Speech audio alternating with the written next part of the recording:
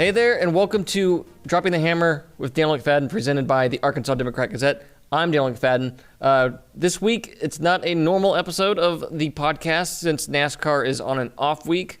We're not doing a typical episode, but I have a special interview to bring you and all of our listeners and watchers or whatever. This week, I have an exclusive interview with Ricky Stenhouse Jr., driver of the number 47 Chevrolet for JTG Daugherty Racing.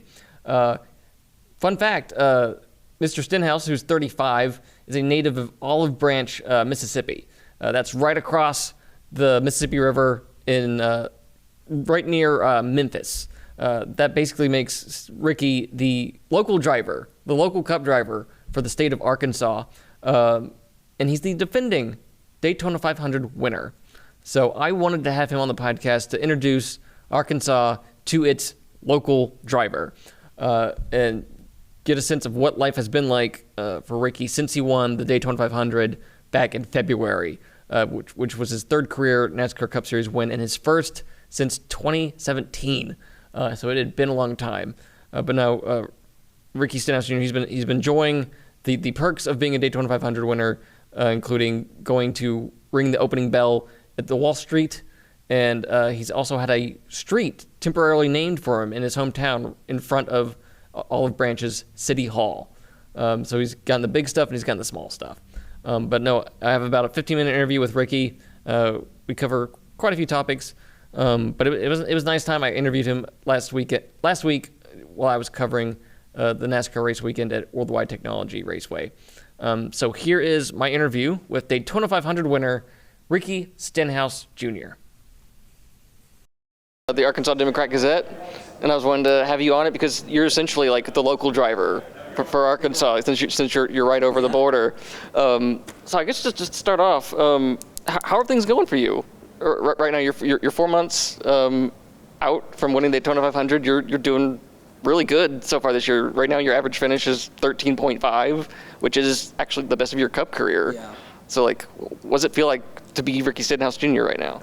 That's going good. Obviously, winning the Daytona 500 is definitely top of the list. But since then, I think our race team's been doing a really good job of preparing good race cars. Bringing good race cars to the racetrack and giving me a good opportunity to finish well. And so everybody's been working really hard together, and I like where we're at as a race team. Still got a ton of room for improvement, which is nice.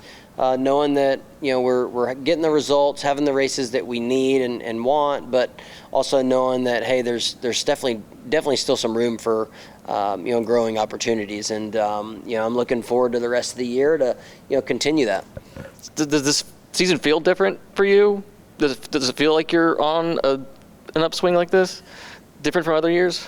Yeah, definitely. I mean, I think I'm excited to get in the race car each and every week because I feel confident in what my guys are preparing, and it makes my job easier at times as far as I don't have to push the car as hard to get the speed out of it, and it's nice being able to be frustrated with a 15th place finish. And so there's definitely times that we've underperformed this year, and there's times that we've kind of over executed and got better finishes out of our car than really what we should have that day. So you take the good with the bad and you just keep learning. So we're recording this in the driver's meeting room at Gateway, and you were just talking with a bunch of little kid racers with the NASCAR youth program.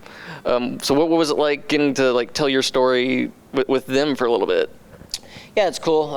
Realizing that I was in their shoes 30 years ago.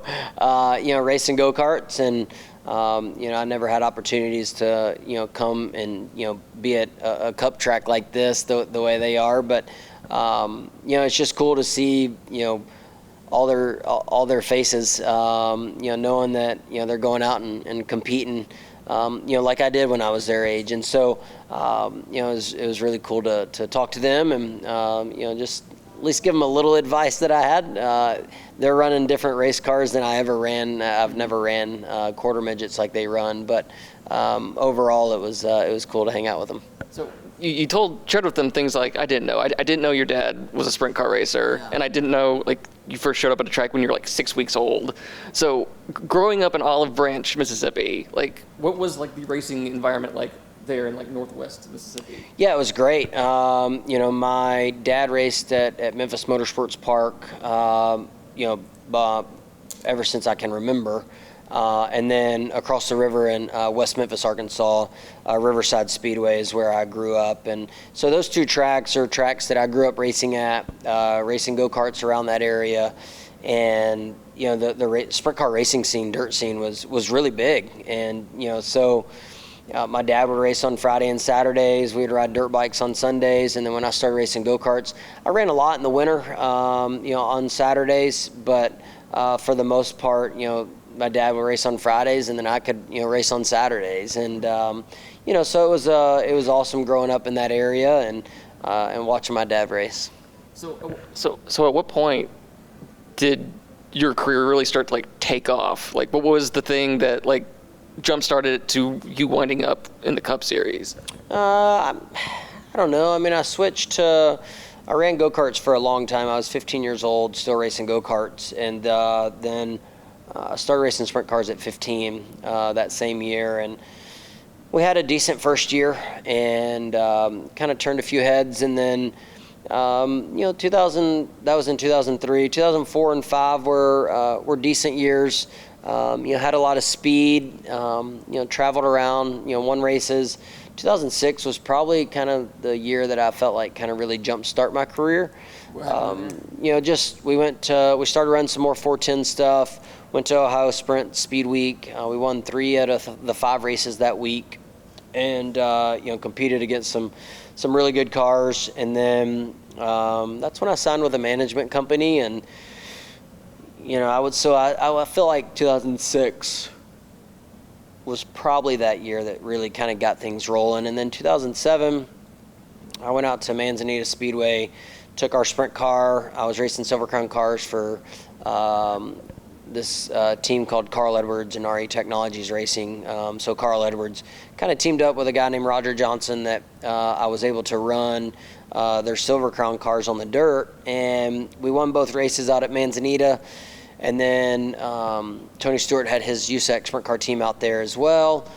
And then one of his drivers got hurt. And then because I was signed with the management company and because I had done so well out in Arizona, they called me to fill in for their driver that year. So I started racing for Tony Stewart in 2007, and then 2008 I started racing ARCA for Jack Raoux. So I feel like that 06, 07 timeline was kind of two pretty kind of pivotal years for me.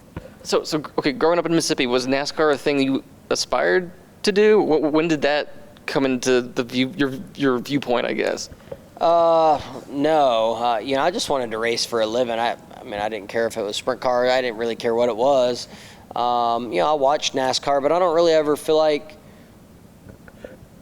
I remember like, oh man, that's really, I want to go race NASCAR. I felt like I was always, and I kind of still am, I'm more of just like kind of in the moment of where I'm at. So when I was racing go-karts, I was all about racing go-karts. When I started sprint car racing, that's all I thought about was sprint car racing. And so, I would say 2007, when I started racing a little bit on pavement in the USAC cars,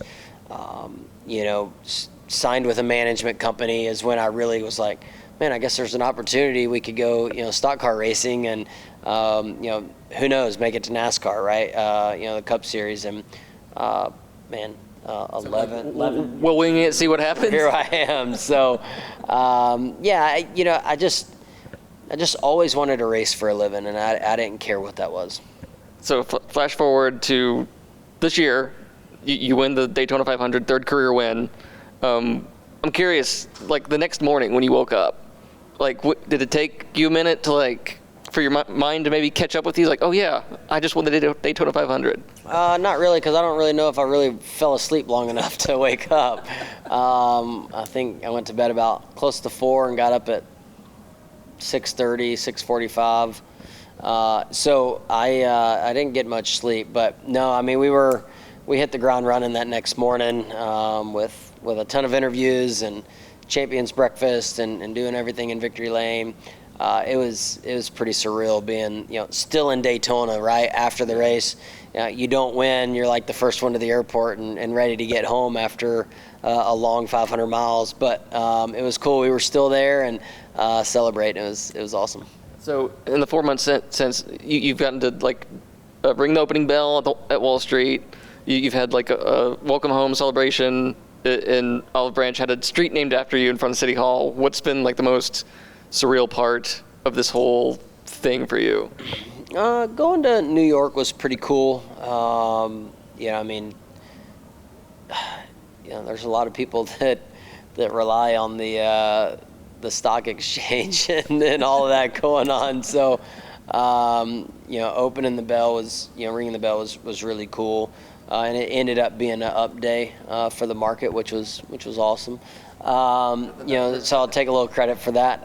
But no, I think just really the whole experience. I mean, we went to Disney, Monday afternoon to Monday night, and then Chicago, and just was busy of being able to promote NASCAR, the Daytona 500, trying to be in the face of the sport for that week was really cool. Putting our partners out there with Kroger and all our great partners underneath them, and our race team. Our race team's been at this for a long time, and it was cool to be able to represent them and what we're able to do together. And then I still feel like every week we show up and we're showing what this race team's capable of. And that's been fun. So has the Daytona 500, winning the Daytona 500, has it changed your life in any way?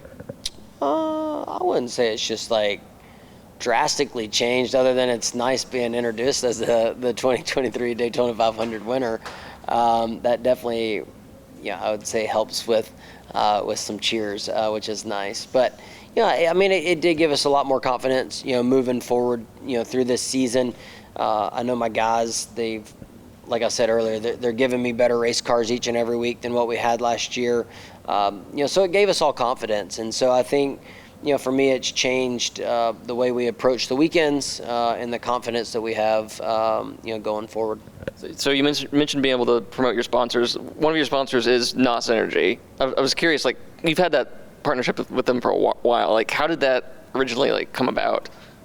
I don't know exactly remember how it came about, but it came about. I started working with them in 2012 after we won the championship in 2011, and they've really integrated themselves in everything that I do, from my dirt racing to when I was at Raoux, in the Cup Series, and then switched over to JTG Doherty Racing. They bought in and came to support me over there. Using the Kroger program and using all the resources that we have at JTG. So, for me, it's been an awesome partnership. And, like I said, being able to own a sprint car team, and them, if it wasn't for them, I definitely wouldn't have a sprint car team. And so for them to be a part of, me giving back to the sport that, helped me get to the position I'm in now has been, amazing. This year you're repaired with your old crew chief, Mike Kelly. How integral has he been to this resurgence for you guys? Yes, he's been really important. He came over to JTG with me at the same time, but he took a backseat role. There was an important piece that I feel like has kind of helped us prepare for where we're at now. Mike really kind of took control and lead of, making sure that he learned all the ins and outs of this new car when we were building it, getting parts and pieces in, trying to figure out, how this thing worked and how it went together. So he spent a lot of time on that. And, and then he was able to kind of take a back seat last year and kind of watch how we ran our races, kind of look at it from, a 30,000 feet view, and all right, hey, now that he's in position to, make the calls and make changes and, run the race teams, he could see from above, where we struggled and the things that we did well and the things that we needed to work on. And so, I think he takes a lot of pride in that. I think he brings a lot of positive attitude to our team. He believes in me, believes in everyone on our team. We haven't really changed anyone on our team, but we're just doing a lot, with what we have, and I think his leadership has been huge. Which area do you think the 47 team has improved the most overall so far this season? I think just bringing, better race cars to the racetrack, more prepared, better setups. I think I'm doing a better job of, taking what the car will give me, giving better feedback.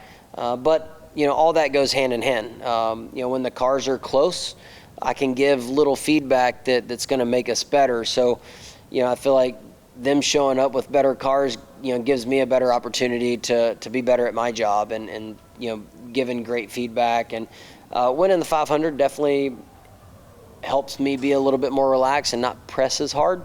But I'm not trying to take a 25th place car and finish 15th with it. I'm trying to take a 15th place car and finish 15th with it, and that makes my job easier.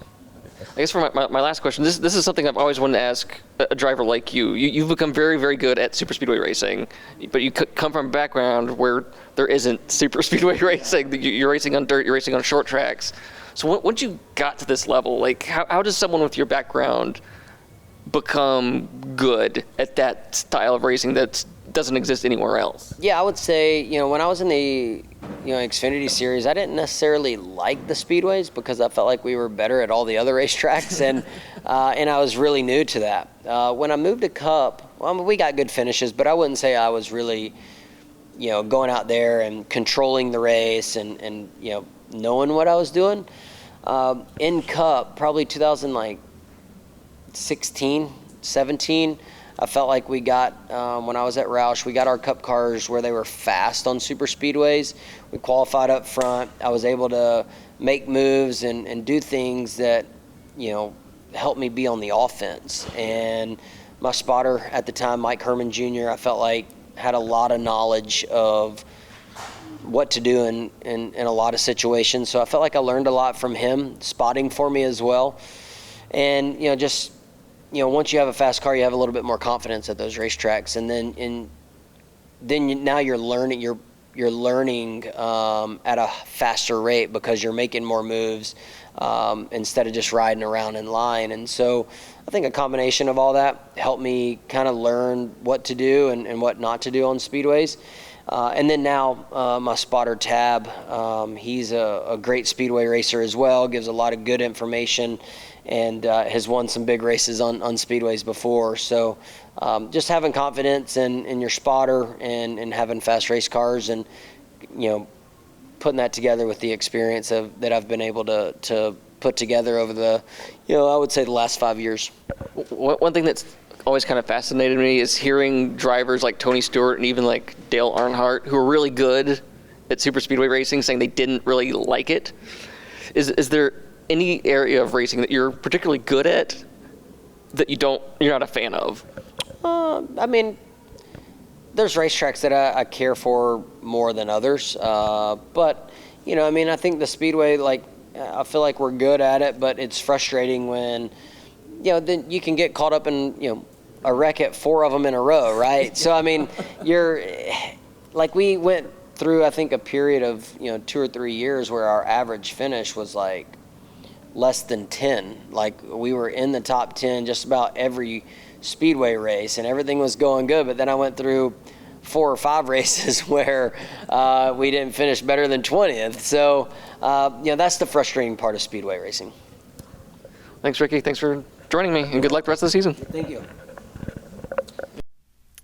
That was my interview with Daytona 500 winner Ricky Stenhouse Jr. Thank you to the folks at Chevrolet who arranged to have that interview conducted at Worldwide Technology Raceway a couple weeks ago. Anyway, this episode is airing the week following the NASCAR Cup Series race at Sonoma Raceway in California, going into the only off weekend of the year. So we're giving ourselves an off week when it comes to a normal episode of Dropping the Hammer. So next week's episode will be a regular episode where we will recap Sonoma Raceway and everything that happened there, and then preview the race weekend at Nashville Speedway, which starts the second half of the NASCAR season. So looking forward to that. But thank you for listening and watching to this episode in this interview with Ricky Stenhouse Jr. I'm Daniel McFadin. I'll talk to you guys next week.